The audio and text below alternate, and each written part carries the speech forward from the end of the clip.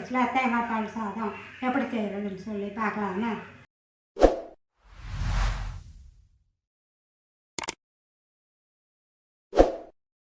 ஒரு கப் பாஸ்மதி அரிசி, அரைக்காப்படி உலக்குனா ஒரு உலக்கு, அளவுனா 200 கிராம் அரிசி.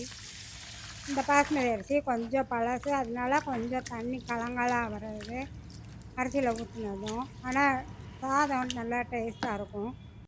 இப்போ 2-3 தடவை கழுவிட்டு திருப்பி கொஞ்சம் தண்ணி ஊற்றி ஒரு 20 நிமிடம் ஊற வச்சுக்கோங்க.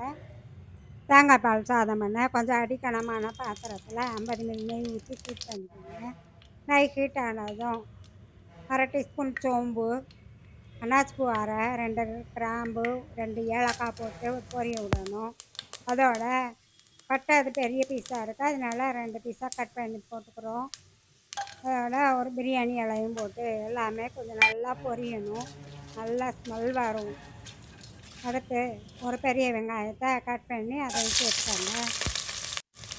பெரிய வெங்காயம் நல்லா வதங்கணுங்கிறது கிடையாது. இந்த தேங்காய் பால் சாதத்துக்கு கண்ணாடி பதம் அளவுக்கு வதங்கினா போதும். பிரியாணிக்குன்னா நல்லா ப்ரௌன் கலராக வதக்கணும். இதுக்கு லைட்டாக கண்ணாடி பதம் வந்தால் போதும். அந்த அளவுக்கு வதக்கினீங்கன்னா போதும். இப்போ வெங்காயம் கொஞ்சம் வதங்கினதும் 2 பச்சை மிளகா காரத்துக்கு தகுந்த மாதிரி போட்டுக்கோங்க. உப்புமே தேவையான அளவு போட்டுக்கோங்க. போட்டுட்டு உப்பு ஃபஸ்ட்டே போட்டோம்னா வெங்காயம் நல்லா வதங்கும். ஒரு டேபிள் ஸ்பூன் இஞ்சி பூண்டு பேஸ்ட்டு, அதுக்கு கொத்தமல்லி தழை, புதினா தழை 2 சேர்ந்து ஒரு கையளவு. ஏன்னா அரிசி ஒரு கப் அளவு தான் எடுத்துருக்கோம், அதனால் இந்த அளவு கொத்தமல்லி தழை, புதினா தழை போட்டோம்னா போதும். இப்போ எல்லாத்தையுமே ஒரு 2 நிமிடம் நல்லா வதக்கி விட்டுக்கோங்க. நம்ம ஆட் பண்ணியிருக்கிற இஞ்சி பூண்டுலாம் கொஞ்சம் பச்சை வாடை போகணும், அது வரைக்கும் வதக்கணும்.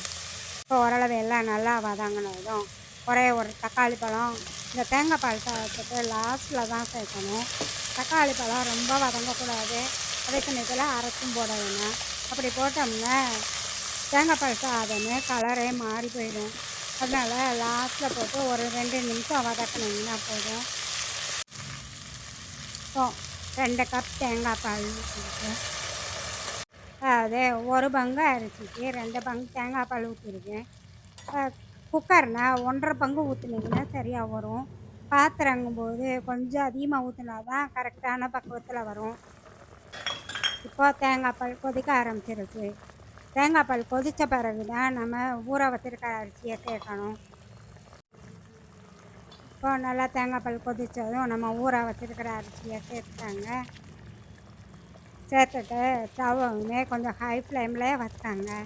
வச்சுட்டு லைட்டாக கிண்டி விட்டுட்டதும் ஒரு 2 நிமிடம் மட்டும் மூடி வச்சு வேக வைங்க. ஹை ஃப்ளேம்லே இருக்கட்டும். ஒரு 2 நிமிடத்துலேயும் அரிசி கொஞ்சம் வெந்து மேலே வந்துடும். இந்த மாதிரி அரிசி மேலே வர ஆரம்பித்ததும் ஸ்டவ்வை கொஞ்சம் குறைச்சிட்டு மீடியம் ஃப்ளேமில் வச்சுட்டாங்க. வச்சுட்டு திருப்பியும் மூடி வச்சு கொஞ்சம் வேக வைக்கணும். மூடி வச்சு வேக வச்சோம்னா ஒன்று போல் நல்லா வேகும். இப்போ அரிசி இன்னும் நல்லா மேலே வெந்து 3/4 பதம் அளவுக்கு வெந்து வந்துருச்சு. இந்த மாதிரி வந்த பிறகு ஸ்டவ்வை லோ ஃப்ளேமில் வச்சுக்கணும்.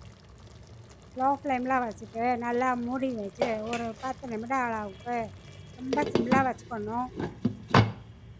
ஒரு 10 நிமிடத்தில் ஸ்டவ்வை ஆஃப் பண்ணிவிட்டு ஓப்பன் பண்ணி பார்த்தோம்னா தேங்காய் பால் சாதம் நல்லா குக் ஆகிருக்கும்.